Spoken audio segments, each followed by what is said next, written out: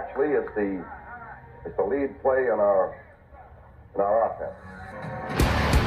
Double tackle, take the defensive end if he's over him. If he's not, you drive down the first man who is inside. Pull back and tell him to take the first man outside the offensive tackle. No one goes.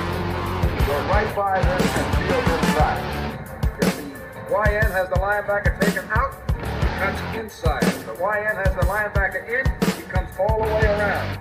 So look at this play. What we're trying to get is a seal here and a seal here, and try to run this play in the alley.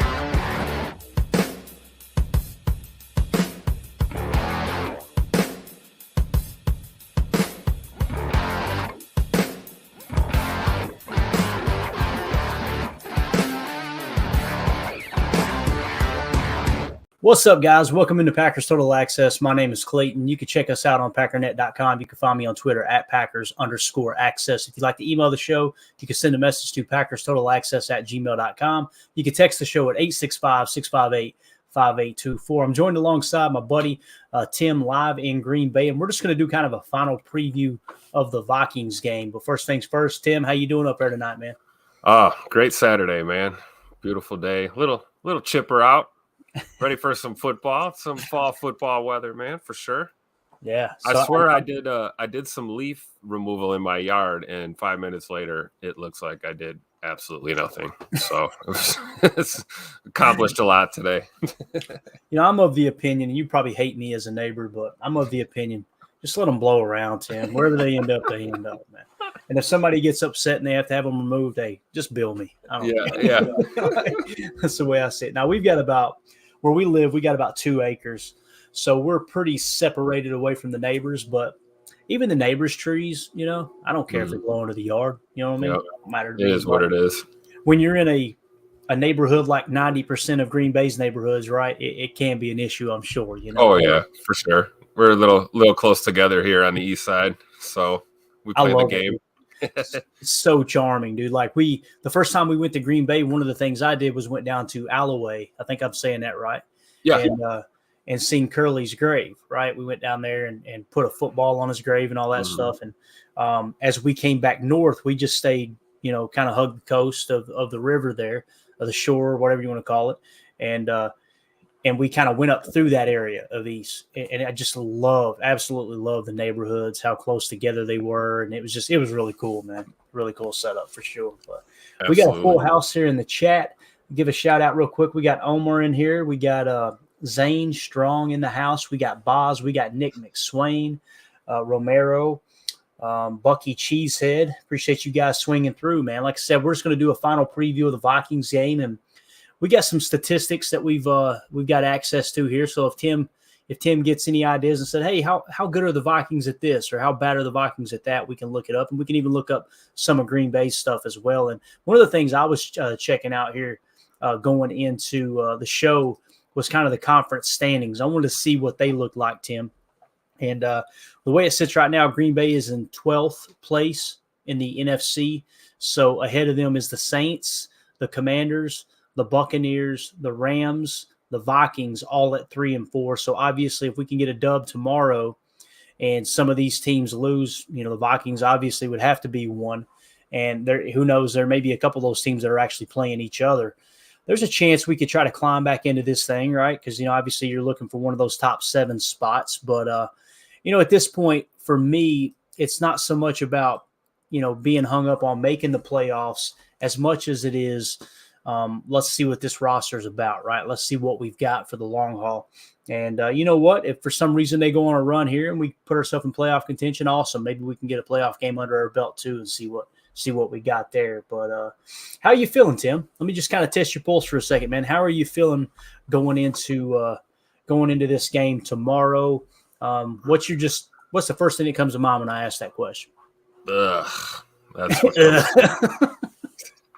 kind of felt the way I felt last week going into the Denver game. It was you had that little almost like an uneasy feeling, kind of semi-queasy.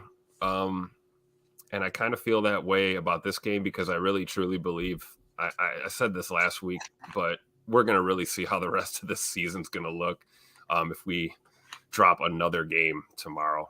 I'm with you. I'm not a fan of Hard Knocks, so I hope we make the playoffs for the love of God, just to keep those cameras out of 1265. But clearly, yeah, the goal for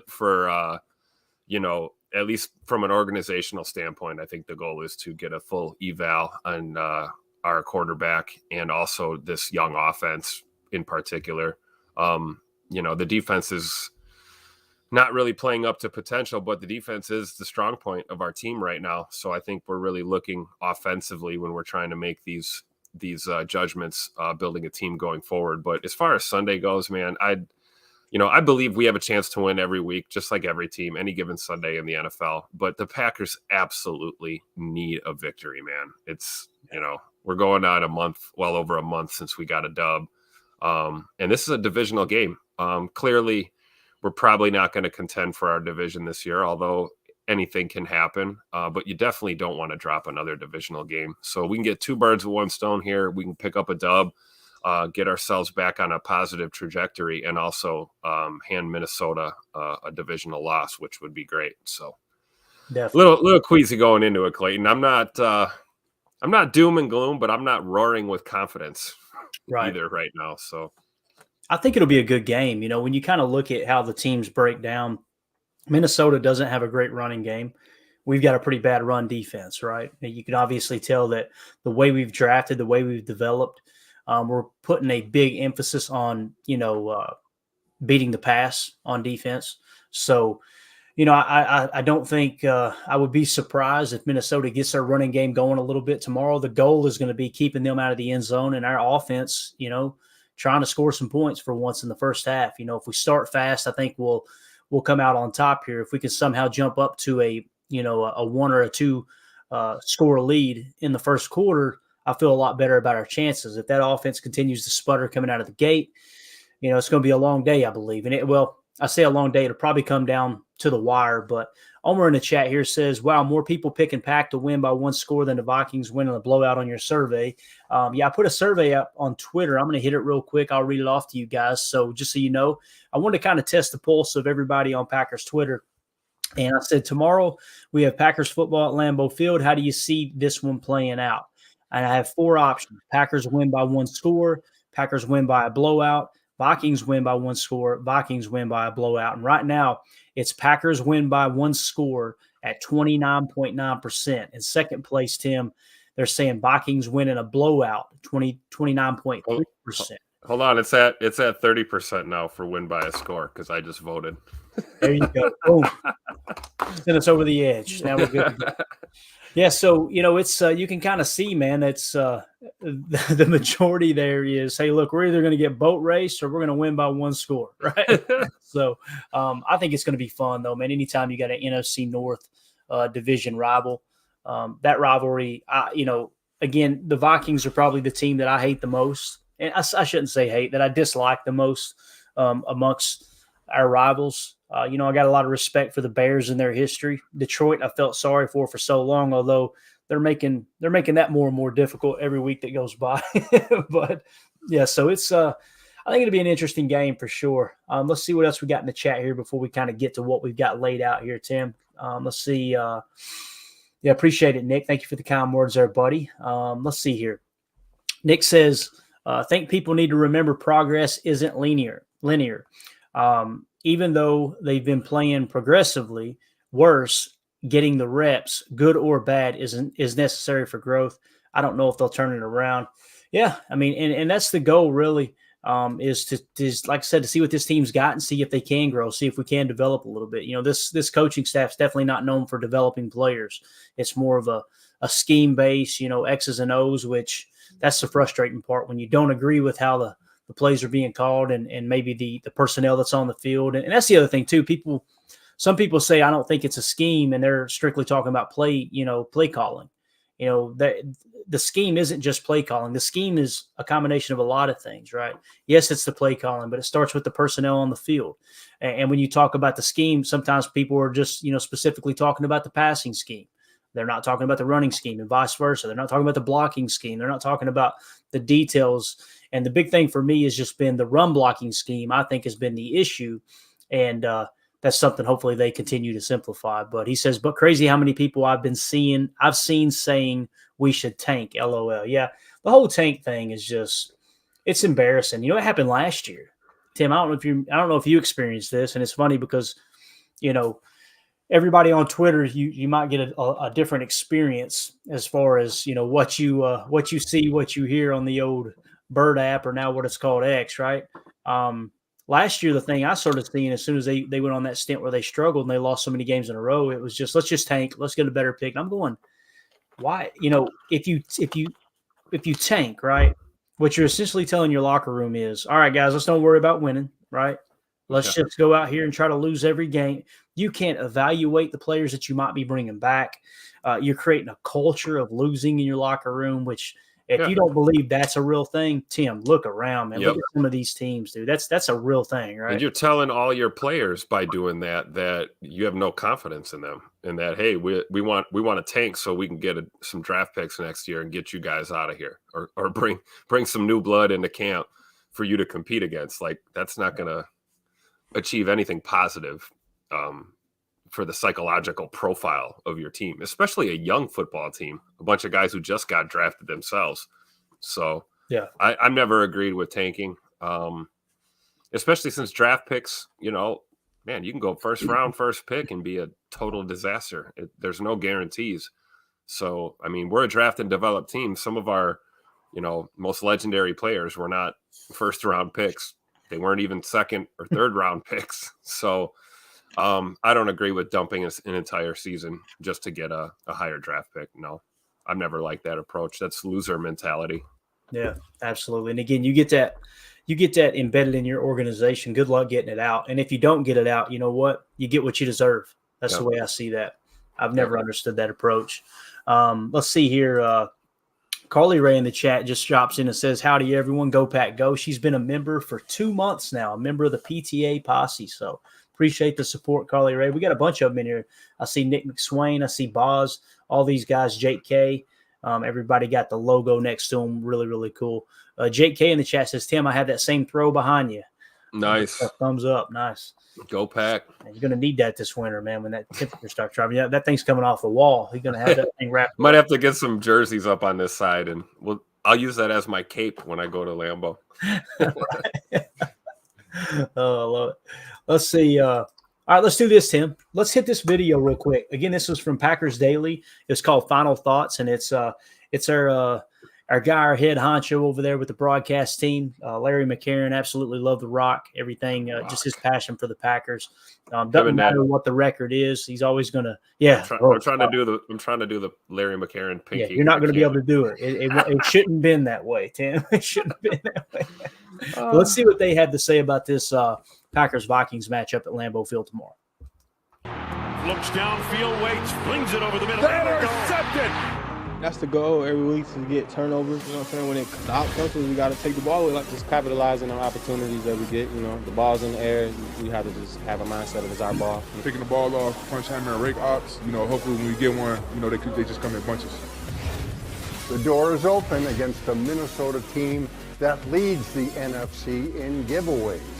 But quarterback Kirk Cousins can make teams pay, leading the NFC in touchdown passes. Kirk is a guy that he can make any throw. He's proven it. He's done a great job. I think he's playing as good as anybody right now. I mean, Kirk Cousins is as good as there is in the league when you don't affect him. It's important to try to apply pressure to him, make him move around in the pocket, and you got to have sticky coverage on the back end. It all works hand in hand. If the quarterback can sit back there and not be affected, I mean, he'll pick you apart. In this 62-year-old border battle, the Packers have the edge. And come Sunday, Green Bay will be looking for its third straight home win over the Vikings in front of a packed house.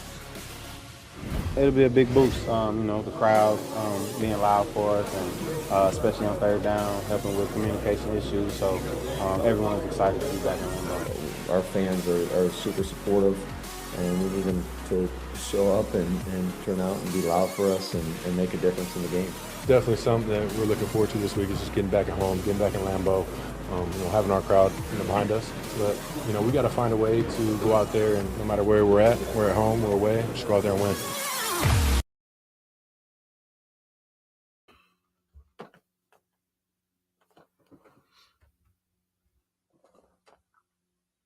Clayton, I think you're on mute, brother. I'm over here sending sign language. There we go. One of the things that that Larry mentioned there, Kirk Cousins leading the league in touchdown passes right now, and a lot of people don't know that Coach LaFleur actually coached Cousins in Washington.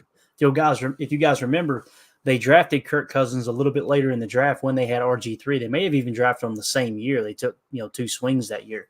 But obviously he would work himself into the starting role and stay in Washington for a couple of years there, I believe on the franchise tag before, of course, he left and went to Minnesota. But so they've got a little bit of history there. I think Kirk Cousins is a good quarterback. He's one of those quarterbacks that the Packer fans, as soon as they found out that you're probably going to end up liking him if you watch the quarterback series, they refused to watch it. And that's a good move because I wish I hadn't watched it. Because I'm telling you, I ended up liking him too. But he's an accurate quarterback. He'll stand in the pocket and take a hit.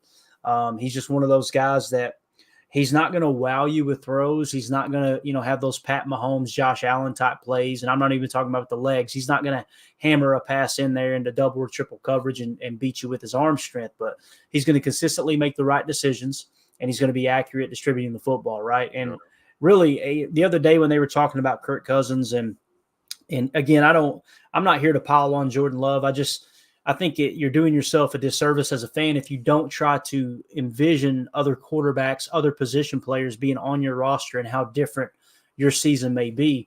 If you had someone like Kirk Cousins at that level, right? And who knows, Jordan Love may surpass him one day. But if you had somebody like that leading the helm right now, I think this season will probably be closer to that 5-1 record. Just based off of the interceptions that were thrown and obviously the inaccuracy. But I don't know. What do you think, Tim? What comes to mind when you talk about stopping Kirk Cousins? Anything pop in your mind?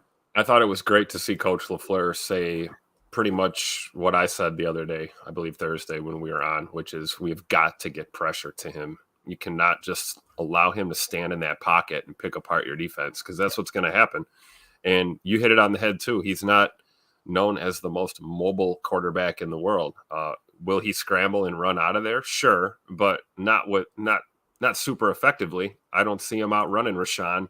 I don't see him slipping out of there if we can get pressure like some of these other quarterbacks are able to do. But it means our defense is going to have to play fundamentally sound. We're going to need gap discipline. We gotta hold the edge. We cannot break contain on certain plays. And you got to be where you're supposed to be, or he's going to make you look bad. It's, you hit it on the head. He's not Mr. Spectacular, but man, he'll torch the defense very quietly and, put good numbers up on the board. And before you know it, the game's over and you're looking at an L-bomb. And Kirk Cousins didn't do anything super spectacular other than, probably hit, 80% of his targets. So we've got to have a pass rush, and we have to play discipline on the back end. We can't have those finger pointing, looking confused scenarios with this D. So hopefully the guys bring their A game, man, because even without Justin Jefferson on the field, they're going to still try and push the envelope, man. They're going to throw that ball down the field. Yeah, especially with Hawkinson underneath. You've got, Addison that's having a pretty solid rookie season. I think he's got 6 touchdowns now. But you were talking about pressures, and according to SIS, the most pressured team in the league is the Giants at 136. You'll find the Vikings 11th at 94 pressures. So 94 times he's been pressured. He's been sacked 15 times. Check out this stat. It has nothing to do with this game, but this really popped off the screen to me. Patrick Mahomes has been pressured 100 times, and he's only taken 7 sacks. Wow. That is insane, dude. So 93 out of 100 times he's going to get away from that pressure or get the ball off. That's pretty wild. But, yeah, again, as far as the Vikings, these are their team statistics. I'm pretty sure Kirk Cousins has taken just about every snap. They've been pressured 94 times. So, that's 11th in the league as far as 11th highest amount of pressures. Now, you're probably saying, I wonder where the Packers are in that stat. dead last. Jordan Love has only been pressured 62 times. And when I say dead last, that's a good thing. Okay, that's a good thing. So he's been pressured 62 times and taken 10 sacks and has 7 interceptions. So when you look at the touchdown total on the year, though, like they said, from a team standpoint, the Vikings are leading in touchdown passes, right, with only 5 interceptions. They got 16 touchdowns. When you go down to find the Packers, they are sitting, let's see where they're at. As a team, they are currently 12th with 10 touchdowns. So just thought it'd be cool to kind of look at that. When you look at what they call EPA, which is basically the expected points gained or lost by the team on a play. Okay, so it's a good rating of, okay, this is, it's one of those that's more or less it's their success rate, if you will. Okay, when you look at that EPA passing, the Vikings come in at 15th. Okay, and that EPA is negative 8.53. The Packers are actually 2 or 1 spot higher than the Vikings. Very, very similar in EPA at negative 7.99. So the passing game, according to EPA, pretty close across the board there, Tim. If you hop over to rushing, okay, and kind of look at how the running game has went, I like to really look at yards per attempt. I think that's a good gauge. And when you look at it from that standpoint, the Vikings actually come in 23rd at only 3.9 yards per attempt. The Packers are right behind them at 3.8 in the 24 spot. Now, when you look at their stuff percentage, right, how many times they've been stuffed, okay, basically meaning they gain 0 yards or lost yards on a play, the Vikings have been stuffed the 21st ranked amount of times, okay? So they've basically been stuffed 19.4% of the time in the running game. And the Packers, let's see, are 15th at 20.7. So believe it or not, according to some of these statistics on SIS, we've got a more effective running game than the Vikings, right?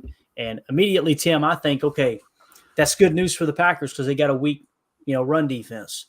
The bad news is if they come out and run on us, oh my God, right? But what do you think about the running game here? If Aaron Jones is healthy, that's going to be the key, right? Yeah, and I fully expect that, the Packers are going to try and run the ball. My question is, are we going to stay with that? Are we going to get away from it? I feel like we've seen that these past few weeks.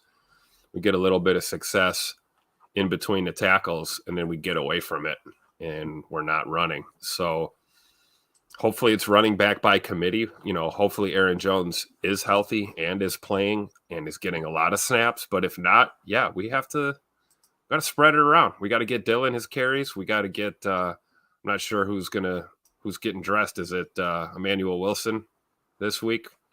I'm assuming they're going to carry 3 running backs again on Sunday. So yeah, that would be my guess too. And I think Aaron Jones will be a little bit healthier. Let's hope so, right? It sounds like we got some good news coming out. There's people are sounding more and more confident about Jair Alexander playing as well as Devondre Campbell, although I know we already hit on the injury report earlier. Actually, I'll glance at it real quick, then we'll get into the receiving statistics here.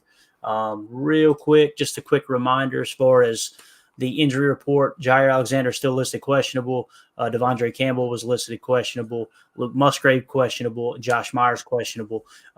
Josh Myers I think is pretty much a go. There was people on Twitter, people in different different chats that I was in that seemed really, really confident in Jair Alexander and Devondre Campbell playing tomorrow. So if they do play, that's going to be huge. As long as they're right, that's my big thing, Tim. Like, look, I'm all for, a player going out there and trying to muscle through and this and that. But if you're going to be worse than the backup behind you with your current state of health, I'm of the opinion they just sit it out, man. You know what I mean? Like, don't, leave your ego, check your ego at the door, and let's do what's best for the team, right? So part of that is being a leader too, is knowing if you're not 100%, or that's fine. But if you feel like you might be a detriment to your team, or you might be, creating more problems just by being out there, then yeah, you should be the first to put your hand up and say, hey, not today, somebody else step up. But on the flip side of that, with what we just said about Kirk Cousins, and his ability to run an offense, having guys like Devondre Campbell back, a guy like Jair in your secondary, if he can play to his abilities, we've got a better chance of putting a hurting on the Vikings with our best feet forward. But again, to your point, that's if they're really ready to go, because we hate to see that. We hate to see someone rush back, they get to action, and then back to injured reserve they go, as we saw, with Eric Stokes. That was kind of that same deal, a few snaps on special teams, and that's the end of that. Could we have just, well, I believe that would have been the situation either way, right? It's either let them try and go and then put them on IR, or you got to put them on IR regardless, right? So, I mean, that was kind of you were kind of in a bad situation either way with him. But, Devondre Campbell with the 2 ankle issues, and then Jair with something as serious as a back, those are things you don't want to rush. And at this point, like we said, are we really talking about playoffs? So, like your health is more important. So, but that being said, I want to see as many of our guys back out there playing football, right? Can't make the club in a tub. So I don't know, man. We'll see. Yeah, definitely. Now let's talk about the receiving aspect here, team wide, right? Drops percentage. The LA Rams are leading the league right now in drop percentage at 9.3%. Okay. The Vikings are 6th in the league with the most drops at 7% is their drop rate according to SIS. Now, a lot of people have been a lot of talk about the Packers and their drops and this and that. Last year they actually led the league in drops. This year, believe it or not, they are now 22nd in drop percentage at 4.9%. So there's only 10 teams that have a lesser drop percentage than the Packers do, right? Which is pretty, I don't know, man, it's pretty remarkable in my opinion. Now, the thing that hurts when you go to completion percentage, even with those drops and that drop percentage, the Vikings are 12th in the league in completion percentage at 70.7%. You got to go all the way down to number 32 for the Packers at 58.9%. And obviously that's what we're talking about with Jordan Love's accuracy, right? So let's hope he can improve that a little bit more from week to week. But receiving wise, one of the things that might rear its ugly head for the Vikings, and maybe I'm being too hopeful here, but the fact that they got that high drop percentage, again, them coming in 6th with the 6th highest drop percentage at 7%. Hey, every little bit helps, right, Tim? Yep, absolutely. And that's like what I said about being in your spot and playing fundamentally sound on defense. That's how you're going to create these drops.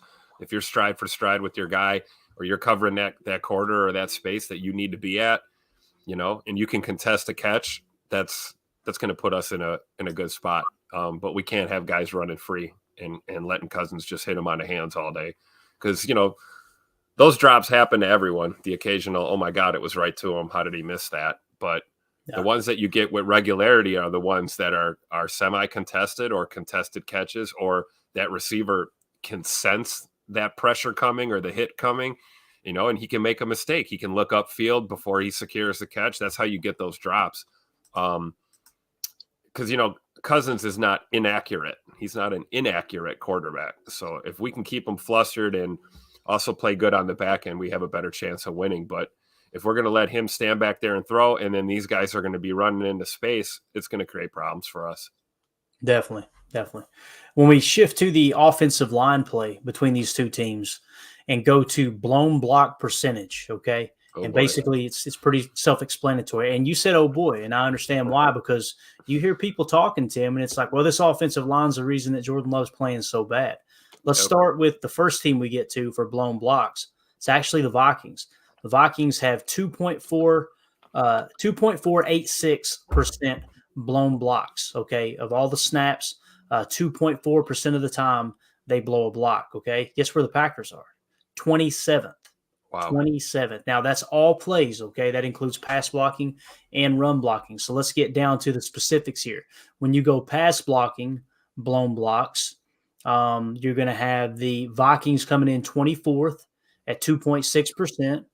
And the Packers coming in 27th at 2.5%. So again, there's only 5 teams that have less blown blocks percentage-wise than the Green Bay Packers. When you go to run blocking, blown blocks in the running game Let's see, the Vikings come in 22nd at 2.1%, and the Packers actually come in 26th at 1.6%. So some of you guys are going, but we've been talking about how bad this run blocking is. PFF shows the run blocking being bad, right? All this and that.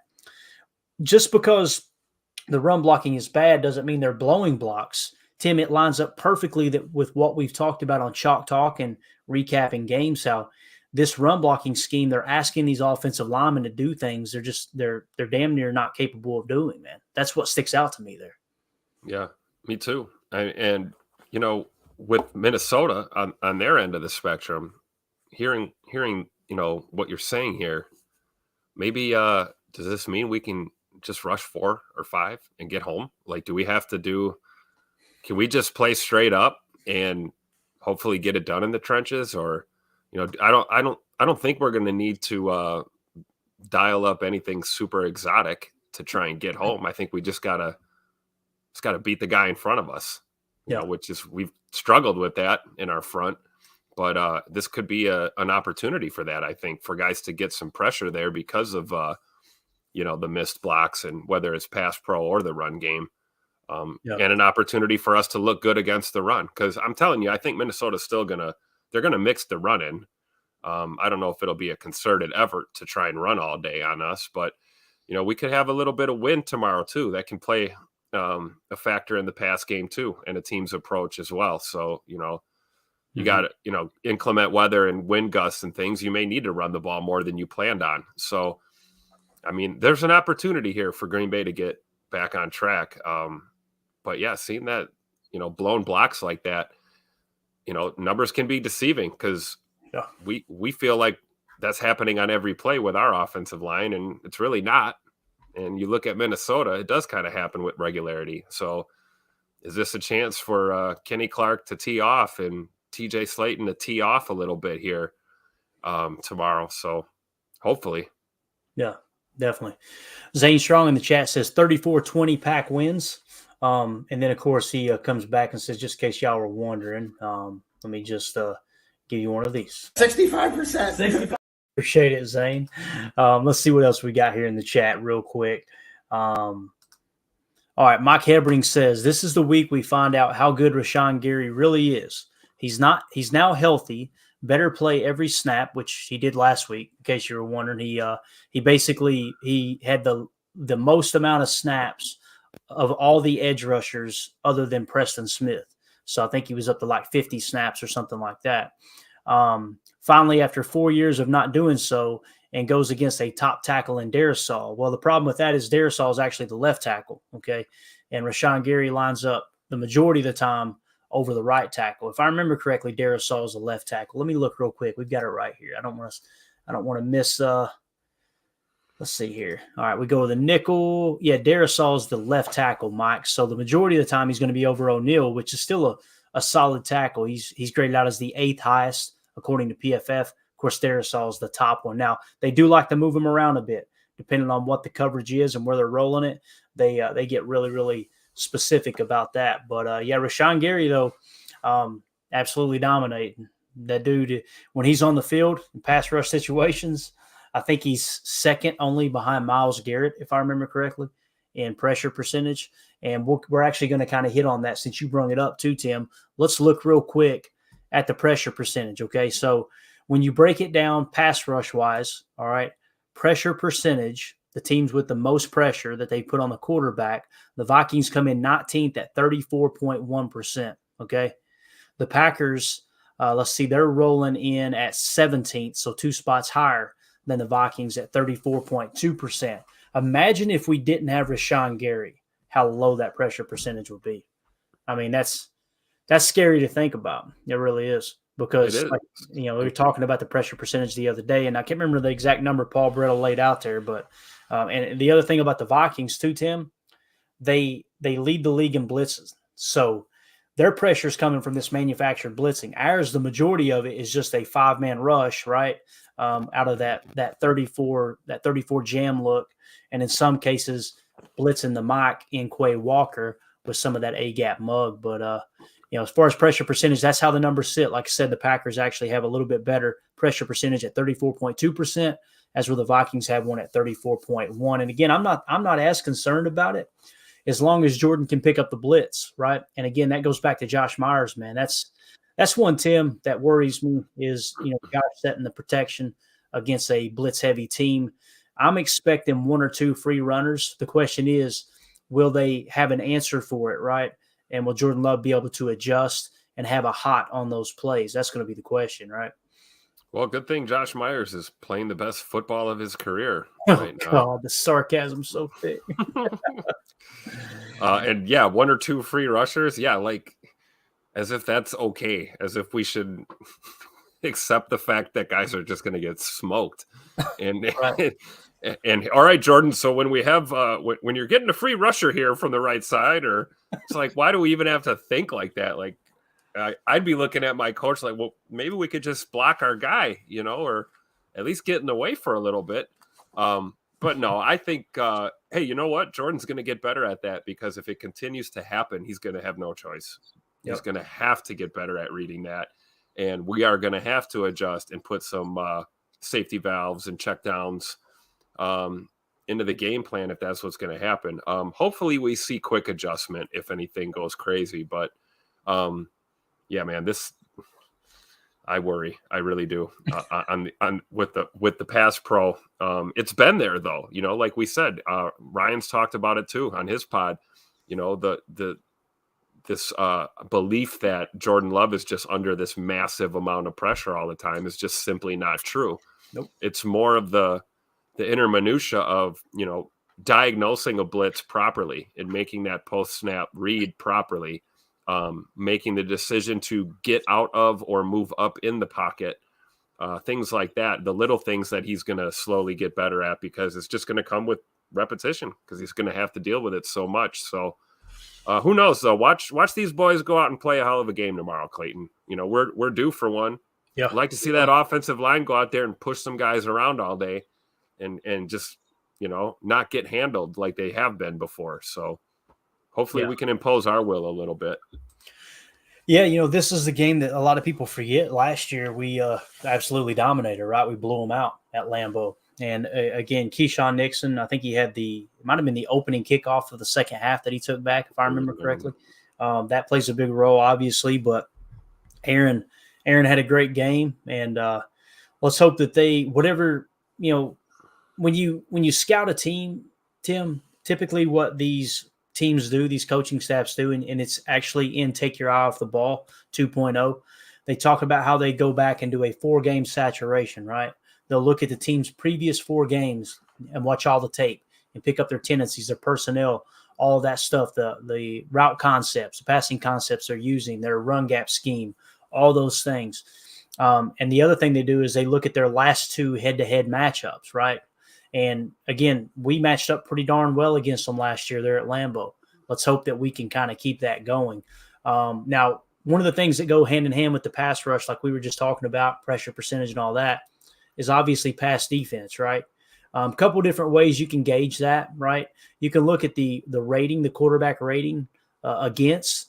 I like to start with the completion percentage and kind of say, okay, how efficient are these teams being?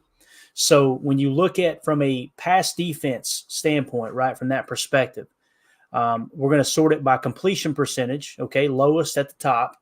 You're going to hop down, and the Packers, this horrible Packers defense, right, is actually 18th in the league at 66.5%, okay? The Vikings, which they're getting a lot of pub right now because they blitz a lot and this and that, completion percentage against the Vikings, 74.6%. Wow. So if there's ever a game that's next to last, right? Now, ask me who's last, Tim. Who's last, Clayton? The Denver Broncos. So it didn't really pan out last week, but let's see if Jordan can get that completion percentage up. So basically anything less than 74.6%, you would say he underachieved according to what the rest of the opponent's completion percentage has been against the Vikings, right? So that's a good barometer there. I think we would all agree anything above 60% for Jordan Love is an improvement, right? Okay. When you look at the rating against, okay, and we're going to go best defense, so the lowest rating against. As you climb down here, The Packers are actually 14th in that metric. So quarterbacks that they play against, opposing quarterbacks against this Joe Barry defense, they are 14th in the league and with 87.2 quarterback rating against. So they're playing the pass pretty darn well, right? Borderline top 10. You're definitely in the top half of the league. The Vikings, however, 27th at 100.6. This has all the makings for a get-right game for Jordan Love. There's nothing I would love more, Tim, than them come out and win by a couple touchdowns, but Jordan Love throw for 300. And you know what I'm saying? I'm not trying to put unrealistic expectations, but even Justin Fields has 300-yard games, right? Some of the worst quarterbacks in the league have had 300-yard games. We need that game where Jordan comes out and you go, okay, this guy can wing it around a bit. I'm not suggesting we should go pass heavy, right? I'm not suggesting that at all. What I'm simply saying is this has all the makings for Jordan Love to come out and have a good game. Now, Christian Watson's fully healthy. Aaron Jones is going to get more carries, right? Obviously, the O-line is still backed up. I want to see some more 11 personnel. I want to see Tay Wicks into the rotation. Don't feel like you have to go to 12, especially if Musgrave doesn't play. But what do you think about that, man, as far as the pass defense there? And to me, I've been saying it this whole time. Everybody's making it sound like Green Bay's defense is, bottom 3, when I feel like they're right there around that 15 to 17 mark. And in some metrics, points per play, they're actually closer to the top 10. But anything stick out to you there as far as the opposing quarterback's completion percentage or quarterback rating against? Thinking about from our perspective with Jay Love here, I've said it before, I'll say it again. Get the ball out quick. Take that away from that blitzing defense. You got a defense that wants to tee off and blitz all the time. Get the ball out fast and take that away from the game because it will demoralize the defense, man. They can send pressure all day and it won't matter. And then we'll get that favorable matchup when they dial back the blitz and maybe they fall off into more coverage. Now we can get creative with our offense, attempt to run the football, these type of things. So I think if Jordan gets it out quick, you're right. He's on the path for a get-right game. Absolutely. I'd love to see 300-plus yards. I'd love to see a 119, 120 passer rating and, no picks. No picks. Let's do that. Hey, let's try that. let's throw back shoulder throw when we're supposed to, not across the middle on third down. Let's try and just get that timing. I think a lot of that goes to the accuracy factor with him. It's the timing thing. If he throws in rhythm and he's on time, we've seen it time and time again that he can throw the ball. But, he struggling to find a rhythm though. But so I think, and then from our perspective, I don't know how we get Cousins to have a crummy completion percentage because I don't know if necessarily, we talked about getting pressure on him, which I think we need to make an emphasis on, but I don't know if we can all out just blitz all the time. Right. At some point we got to display defense. And I think we can do that by being responsible in our Joe Barry's quarters concepts here and being where we're supposed to be and not playing, man on demand when you're not supposed to be, things like that. Not unilaterally making the decision that if you don't know what's going on to just stay in the same spot and run around, that's not good. Fair. Yeah. And look to your leaders, look to Quay, look to Rasul, look to these guys that are going to, help you get where you need to be. But, the defense has got, I think if we play fundamentally sound from the back end going forward, we should be okay. If our secondary is playing, discipline and our front is getting enough pressure, maybe mix in, like you said, some Quay Walker blitzes there, up the A gap kind of thing, or, the nickel blitz here and there when we can, whatever. But, we got to find a way to get pressure, but we also have to find a way to do our jobs out there and not be letting guys run wide open, butt naked through the trailer park, as you would say, Clay. Yeah, absolutely. And that the goal there, in my opinion, is just keep everything in front of you, man. Play bend, but don't break. Our passing game should be able to move the ball on the Vikings. They should. Running game should, be pretty decent as well. The goal is going to be win the turnover differential, right, and eliminate or limit the explosive plays. That's what it's going to come down to. If Jaire's playing and they feel like he's somewhat healthy, I'm okay with them leaning on cover one man a little bit more. If Jaire isn't healthy, I don't want to see any more Carrington Valentine out there trying to play press man. He's a 7th round pick. You guys know he's a Kentucky boy. I was as excited as anyone about him. But if you had told me, hey, you're going to go up and play Denver, we're going to have Carrington Valentine, 7th round pick, rookie, playing press man against Cortland Sutton, I would go, you guys are high. What do you think? That would we see how that turned out, right? Exactly. So I'm hoping that they lean a little bit more back into the zone match principles. Obviously, Jonathan Owens is going to get his shot tomorrow. I'm excited to see that. He kind of got thrust in with the injury last week. Now he's had a week to prepare as the number one safety. I'm not saying he's the guy. I'm not really expecting him to ball out, but what I will say is we're going to find out. We're going to get a good dose of him and see exactly what he can do. And then that might answer the question whether we need to go to Anthony Johnson Jr. or not. But Deadfish in the chat sets the record straight for me. I couldn't remember. I think I was thinking of the Miami game when we got the opening kickoff of the second half. But like he pointed out, Minnesota went up 3-0 last year. Then Keyshawn had the 105-yard kickoff return. That's what it was. So appreciate that, Deadfish. Good eye there. Mike Hebring in the chat says, what percentage of defensive snaps should we be expecting out of Gary?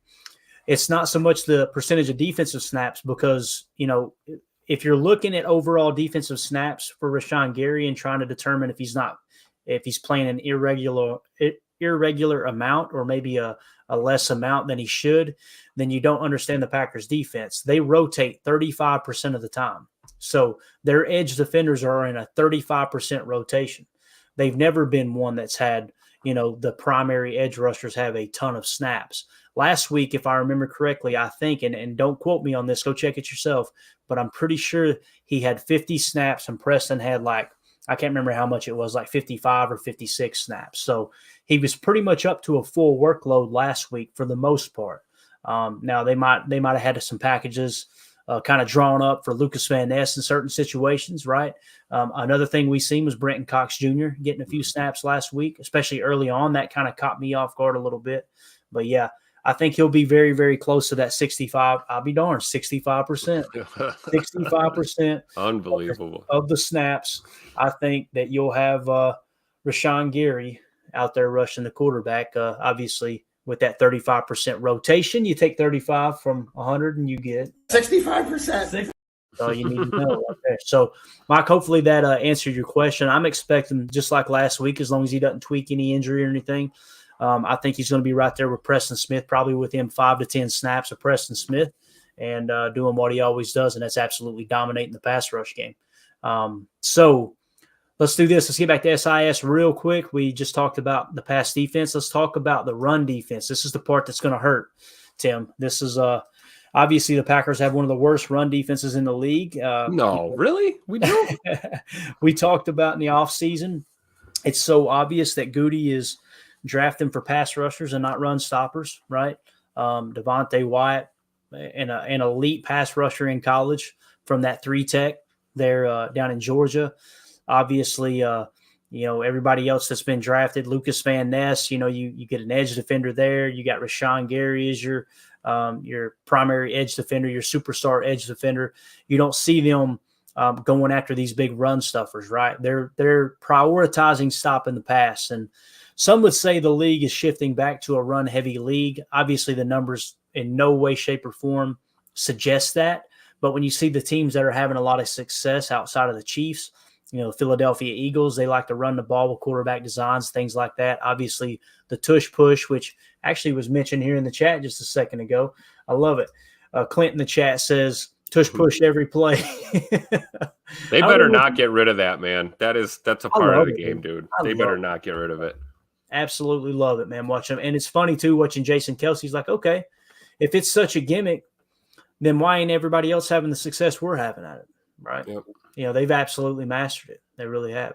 Deadfish also pointed out that following drive, after Keyshawn Nixon returned the kick for a touchdown, that's when Darnell Savage had the 75-yard interception return, too. So I do remember that. All right, so run defense. Let's look at yards per attempt, okay? Yards per attempt. Let's go from best to worst, okay? The Bears have the best run defense according to yards per attempt, Tim, at 3.4 yards per attempt is all they're allowing, okay? The Vikings have the seventh best at 3.6, all right, yards per attempt. So they evidently they've got a pretty stout run defense according to yards per attempt when you look at that metric. The Packers, let's get way down here, 25th at 4.4 yards per attempt. Okay, so obviously the Vikings seem to have a little bit better run defense, a significantly better run defense than the Packers. When you talk about stuff percentage, which is when you hold a run to 0 or negative yards, okay, let's slide down and see which one shows up first. The Packers 18th in stuff percentage at 19.5%. Again, I would definitely put more weight in the yards per attempt than the stuff percentage, but the Vikings are 3 spots lower than them at 19.4%. So you're probably going to see a lot of 1 to 3 yard runs against this Vikings defense. But all I'm asking for, Tim, man, put us in a third and manageable, right? That's all we need. Third and manageable, just to kind of keep ahead of schedule and put Jordan Love in a position where he's not playing from behind on the sticks every down, right? Absolutely. Like, just not, I mean, we don't need anything spectacular, but just let's not have the run game be a liability for us, man. We've got to just, I don't know. I don't even know what I'm trying to say here. I guess just, like, we know you guys aren't going to just be these run stuffing monsters, but it's like, we got to contain the run at least a little bit. And a team like Minnesota, it's prime. We should be able to do that. Right? I mean, they should have 40 yards carrying the ball when this game's over with, like, we need to limit those runs because that'll help us when we're trying to deal with the pass game. If we can play good against the run when they are, like you said, Clayton, create those 3rd and 8s, 3rd and 7, 3rd and 8, 3rd and longs for us to try and get off the field. You can do that when you're not giving up 5 and 7 yard chunk runs, 10-yard chunk runs all the time. If we can do our best to just have some semblance of a run defense, we should be good to go. But we'll see, man. We'll see. Yeah. I hope they show up to play, man. I think it would be a fun one to watch. So Mike Hebring looked up the snaps, evidently. Gary played 40 snaps of 59 or 65%. So it's right there. I'm not going to hit it again. I'm not going to put Tim through it again. So it's right on that number we were talking about. They like to have that 35% rotation rate. So Gary is right up there to the 65%. Mike, if you still have that pulled up and you can hear me, man, see what Preston had. Because I want to – maybe it was Preston I was thinking that had 50 snaps. But I'm pretty sure Preston Smith had more snaps than Gary. I feel like that's the good one to gauge as far as is Gary getting a full workload or not. But like Clint Green pointed out here, the excessive edge rotation has never made sense to me. Me neither, Clint. I would like to see – listen, I don't expect them to play 100% of the snaps or 90% of the snaps, but I would like to see our best player in there at 75% of the snaps. But, again, that's how they've always done, right? That was even a pretty common number or a roundabout even when Mike Pettin was here, right? I miss the old days, Tim, when Clay Matthews was out there just every single snap, dude, just playing with his hair on fire. Love that guy. What a fun guy. What a blessing it was to watch him play, man. Man, that was a heck of a ride. And especially, him on the edge and AJ Hawk in the middle. Man, that was those were the days, man. When you had I'm a defensive guy, man. I love that. That's the definition of that smothering defense, man. You guys want to throw? Have fun with our secondary. Oh, you want to try and put it on the ground? Yeah, have fun with our front and our linebackers. Good luck.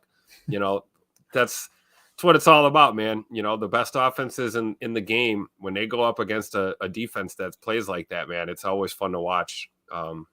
Best on best. So yeah. But I'm with Clint too. My buddy Clint for sure. The rotation, you're gonna need it, but I do feel like we do that. We rotate our edge guys a lot. It's just kind of the thing we do. I don't know. Yeah, it gets a little frustrating, but I also understand the idea of keeping fresh legs out there. It's just, man, you would just love to. I don't know, man. Love it. Imagine if you had. I mean, it sounds silly. I don't want to say another Rashawn Gary, but but someone who is a starting caliber edge defender. I mean, right now, according to PFF, Preston Smith isn't playing, right, as a starting caliber edge defender. But with that being said, if you did have a true number 2, and you could keep that constant rotation where you could just beat and bang on that right tackle or that left tackle specifically, I can see where it would come in handy. There's no doubt about that. But yeah, let's check out the poll real quick before we get ready to wrap this thing up, Tim. So now it is Packers win by 1 score. That's got 31.1% of the votes.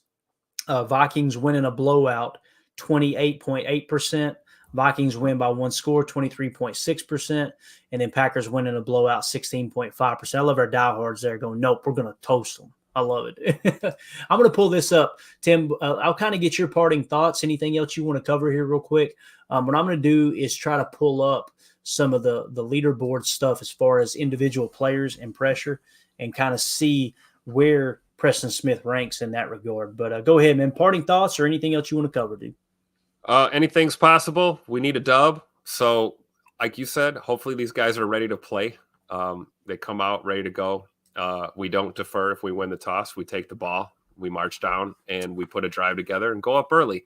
Let's play with a lead and hold a lead. Let's get a win. We can't go on a win streak until we get one, right, guys? So I'm just trying to be positive. Tomorrow's going to be classic noon Sunday football at beautiful Lambeau Field on a beautiful, beautiful day for football. It'll be like 40 degrees, a little bit of wind. Should be great. I think we're going to get a dub. I know I've been saying that for the last 3 weeks, the last 3 games, but we're going to do it, man. And hey, things like beating the Vikings, beating the Bears, that's job requirement here if you're a Packer. So, regardless of how this year plays out, let's beat the Vikings tomorrow, guys, for sure. Amen, dude. Sign me up, bro. Sign me up. I'll take 2. Let's see. Jake K in the chat says, "Well, it helped the defense if the offense could be on the field for more than 3 downs. It would be huge. It would be, that would be nice, no doubt about it." And then Mike did look that up for us. Appreciate you, buddy.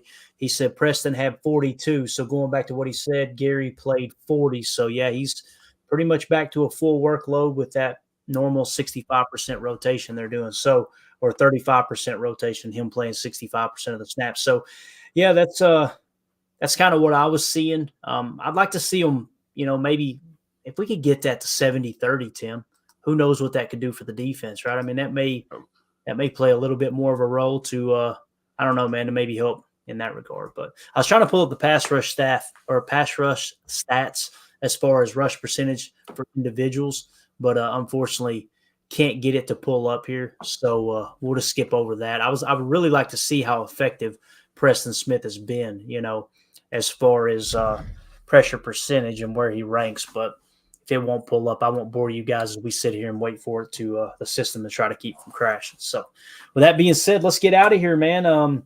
I'm excited. Obviously, anytime, like you said, Tim, you got a noon kickoff at Lambeau Field, man. That's the best time to watch football. I love it. Get that game in early. What we'll do is we'll do the post-game show immediately following it. I've received confirmation from everyone that everybody's received their autographed jerseys who have won, our contest. We got some more cool stuff on the way. I don't want to spoil it yet. It'll probably be a couple of weeks before we do another giveaway. Try not to go bankrupt giving away autographed jerseys, but we definitely want to give back to those of you who are YouTube members. So if that's something you're interested in and you want to support the channel, obviously you can become a YouTube member right there on the page. Just click join and be a member of the PTA posse. And like I said, about every 2 to 3 weeks, we'll give away an autographed piece of memorabilia. We got some really cool stuff coming in that I'm excited about getting into the hands of some fellow fans here. So it's like I said, again, it's just a way that we can say thank you to each and every one of you for spreading the word and getting the message out about the pod. It's going really good, guys. I'm really, really happy. I know it sucks having a down year, but the way I look at it, with every adversity lies an opportunity with an equal or greater benefit, right?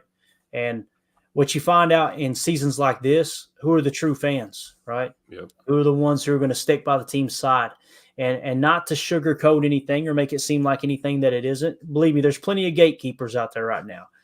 I won't mention any names, but it cracks me up how on a daily basis, me being a Packer fan for, gosh, now it's been over 20 years.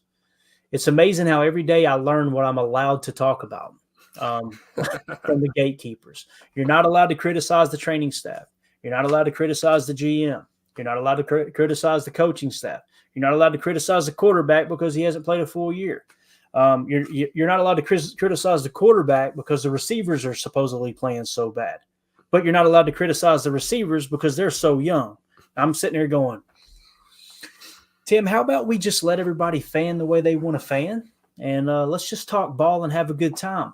Have a daddy soda, eat some wings, have a burger, and let's enjoy this football season. Because I promise you this, win, lose, or draw with the Packers every Sunday, there's going to be a time where football season's over and we're going to be going, man, that went quick. So why don't we try to enjoy it?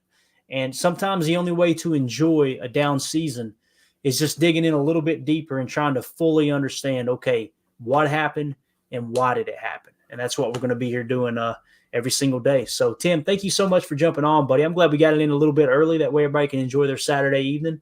I'm going to go have me some spiked apple cider at a buddy's house, and we're going to sit around a campfire and act like a couple rednecks. So, hey, there you go. That sounds great, man. Yeah, that's how we're doing it tonight. So appreciate everybody in the chat. You guys are awesome. Again, congratulations, Carly Ray. Been a YouTube member for 2 months now. That was really cool seeing that come up, man. Yeah, always supporting awesome. the channel.